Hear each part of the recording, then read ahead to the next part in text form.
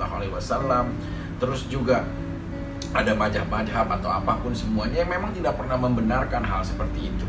Nah, kalau kita kemudian berbalik karena mendapat ancaman dari hukuman, kemudian kita membenarkan, sama juga kita kayak menggadaikan syariat kita, menggadaikan keyakinan kita hanya untuk berbicara tentang kenyamanan diri kita. Ini masuk, jujur aja, laki-laki membela seperti apa? Karena nanti akan jadi ajang percontohan. Kalau sampai misalkan seorang Vicky Prasetyo menggerebek istrinya saat sedang bersama pria lain di dalam kamar, ya, kemudian dijatuhi hukuman, ini akan jangan menjadi angin segar buat orang-orang yang ingin melakukan hal seperti itu.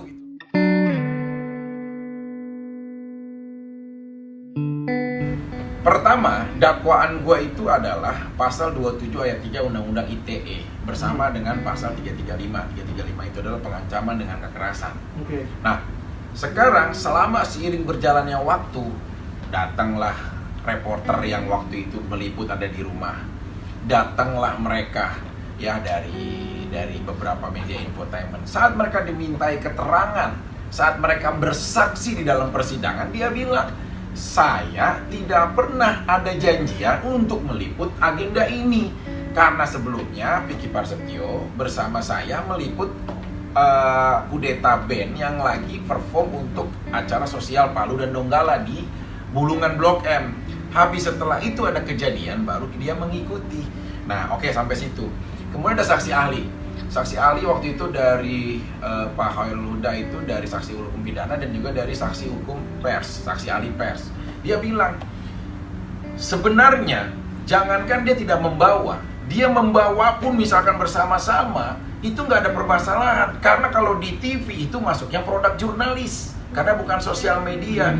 Kenapa produk jurnalis? Karena mereka juga punya tatanannya di dalam itu. Ada redaksi, ada apa, layak nggak ini buat lolos penayangan, kelayakan atau tidaknya. Nah, itu bukan batas kewenangan dan kekuasaan Vicky, itu milik dari perusahaan itu sendiri gitu loh.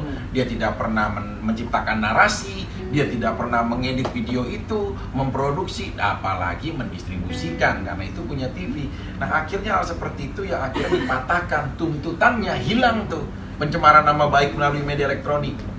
Nggak ada tuntutannya gitu loh. Jadi tinggal pengancaman dengan kekerasan. Nah, sekarang kita bertanya nih, ini jujur ya, andai kata gue keliru, ya anggap aja ini sebuah pembelajaran untuk kita semua.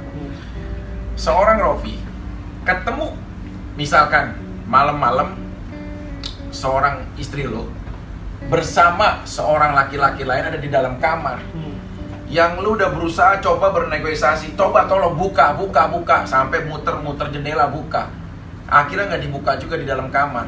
Begitu akhirnya lu dobrak pintu, akhirnya lu bisa ngelihat dia bersama pria lain, apa yang akan lu lakukan? Ya pasti emosi lah ya kan. Jadi mungkin kadang-kadang nggak rasional juga mungkin. Pasti emosi kan? Yeah. Nah, emosi gua ini dijadikan sebuah permasalahan hukum. Nah, ini nih. Nah, tapi lu nyesel gak? Sebentar. Emosi gitu. Sekarang kalau misalkan kita emosi menjadikan permasalahan hukum, apakah kalau misalkan kita udah pulang ke rumah ngelihat istri misalkan sama pria lain, terus apakah kita ngetok-ngetok, maaf ya, bisa keluar dulu nggak? Nggak mungkin dong. Itu apa? Itu adalah emosional spontan seorang laki-laki untuk menyelamatkan rumah tangganya. Tapi kalau untuk menyesal udah melakukan ini atau tidak, tidak. Karena bagi gua ini adalah berdiri di atas kebenaran. Nggak boleh kita tuker guling gitu loh.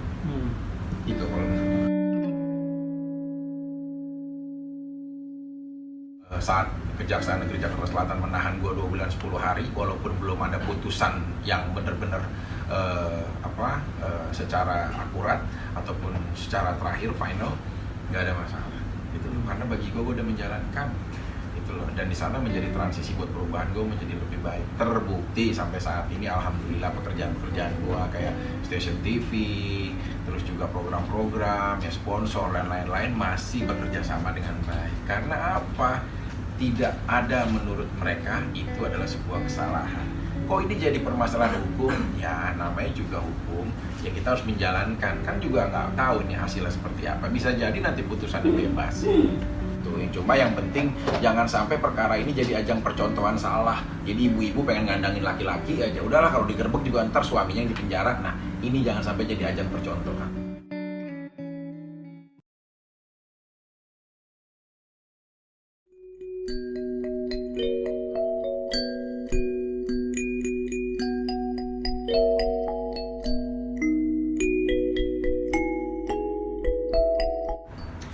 Menurut saya 17 Agustus itu momen dimana kita sebagai bangsa Indonesia mengenang perjuangan para pahlawan yang bisa bikin kita hidup enak di 2021 sekarang ini.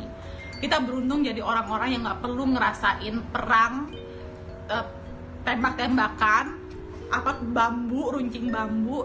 Kita sekarang hidup dengan semua yang udah ada, teknologi. Jadi itu sesuatu yang harus kita apresiasi perjuangan mereka yang dulu. Dan karena kita itu mengenang jasa-jasa pahlawan, tandanya kan kita berusaha mengenal sejarah bangsa kita, dan bangsa yang besar itu adalah bangsa yang berusaha mengenal identitas bangsanya. Waktu itu saya menang di Indonesia pakai jawaban itu soalnya.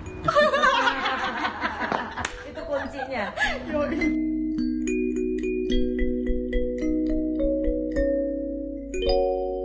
Kalau misalnya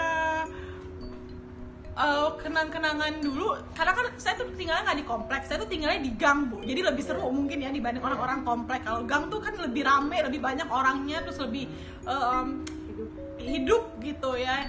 Saya selalu ikut lomba makan kerupuk. Kalau balap karung saya nggak pernah, nggak tahu kenapa saya nggak pernah. Terus dulu tuh di kampung saya, maksudnya di gang saya, itu tuh kan suka ada yang pensil diikat di belakang, terus masukin ke botol, teh botol atau Coca-Cola gitu kan, terus masukin. Terus saya inget banget, dulu saya pernah ngontrak di daerah Setiabudi. Nah, ceritanya salah satu lombanya tuh adalah lomba nyanyi. Waktu itu umur saya mungkin masih 7 atau 8 tahun lah. Ya, sekitar 7 atau 8 tahun. Terus mama saya iseng daftarin, jadi dia tahu suara saya nggak bagus, tapi dia pengen ngelatih mentalnya doang aja. Tapi saya juara 1. Padahal kalau teman-teman dengar suara saya sekarang nggak mungkin percaya kan? Lagu apa waktu itu? Nah waktu itu aku nggak inget sih lagunya apa. Aku nggak inget, cuma aku pialanya sampai sekarang masih ada di rumah. Ingat menangnya aja. Ya menangnya, karena pialanya sampai sekarang masih dipajang di rumah. Jadi kalau misalnya nih, dulu kan kalau PDKT gitu sama cowok ya, termasuklah sama suamiku, kalau dia pertama kali main ke rumah kan pasti itu dipajang di lemari atas ruang tamu gitu, jadi dia bisa lihat. Terus pasti semua orang kaget, hah, juara 1 nyanyi. Aduh gitu sih, itu aja sih yang sangat berkesan.